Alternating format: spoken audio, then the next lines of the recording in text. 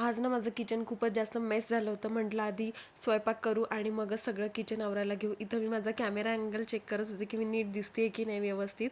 पण काहीतरी हल्लं होतं, मला माहिती होतं. म्हटलं जाऊ दे, पटकन पीठ मळू आणि नंतरच बघूया की काय गडबड झाली आहे ती. मी ना माझ्या कालच्या व्हिडिओमध्ये धीरजचा एक किस्सा तुम्हाला शेअर केला होता, तर मला अजून 2-3 किस्से त्याचे आठवले. म्हटलं चला तुमच्यासोबत या व्हिडिओमध्ये ते शेअर करते. तर झालं असं होतं की धीरज आहे ना माझ्या भाऊजींना चावी द्यायला गेला होता, आणि मी त्याला फोन करून सांगितलं होतं. मी ॲक्च्युली दुसरीकडे होते, तर मी त्याला सांगितलं की तू चावी देऊन ये. तो झोपेतच होता. तो गेला आणि भाऊजींना जाऊन भेटून आला, भेटला वगैरे. पण नंतर त्याच्या लक्षात आलं की नाही, आपण चावी घरीच विसरलो. सो तो परत भाऊजींना घेऊन घरी आला आणि चावी दिली.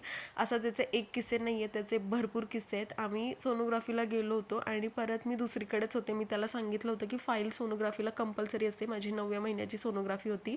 सो मी त्याला आहे ना सांगितलं होतं की तू अजिबात विसरू नको प्लीज. मी त्याला 10 वेळा ही गोष्ट सांगितली होती की विसरू नकोस, तू फाईल आणशीलच. तो म्हटला ठीक आहे, आणि तो आला. तो मला घेऊन आम्ही हॉस्पिटलला गेलो. आम्ही 1-1.5 तास तिथे थांबलो नंबर येण्यासाठी. आणि झालं असं की तेच झालं, तो शेवटी फाईल विसरलाच होता. आणि काय होतं ना, फाईलशिवाय डॉक्टर चेकअप नाही करू शकत, कारण म्हणजे ना हिस्ट्री असते त्याच्यात. सो त्यांना पण काही ऑप्शन नव्हता. मला परत 1-1.5 तास तिथेच थांबावं लागलं आणि नंतर मग तो आला फाईल घेऊन. तर असे त्याचे फार किस्से आहेत. आणि खूप खूप हा माणूस आहे ना आयत्या वेळेस असं काहीतरी करतो आणि माझी चिडचिड होते.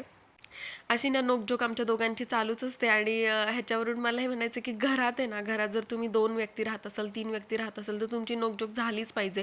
त्याच्यावरनं तुमचं प्रेम किती आहे ना हे कळतं.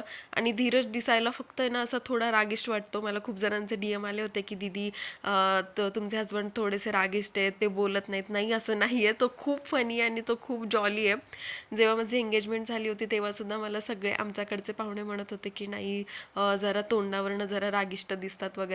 पण ज्या लोकांशी तो क्लोज होतो ना, तर त्यांना ते खूप जॉली वाटतो तो, आणि जॉलीच आहे तो.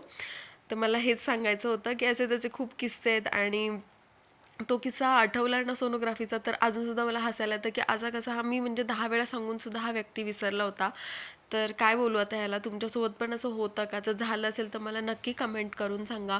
आणि चॅनलवरती नवीन असेल तर सबस्क्राईब करायला अजिबात विसरू नका. इथे ना मी हॉटेलला काल गेले होते, तुम्हाला माहीतच होतं. माझ्याकडे भाजी उरली होती, सो मी पार्सल केली होती आणि पोळ्या करून घेतल्या सकाळी सकाळी. धैर्याचा नाश्ता ऑलरेडी मी म्हणजे झाला होता धैर्याचा नाश्ता करून. चला, माझ्या पोळ्यासुद्धा रेडी आहेत. भेटूया नेक्स्ट व्लॉगमध्ये. किचनमध्ये आधीच पसारा मी सांगितलं होतं. चलो, बाय बाय.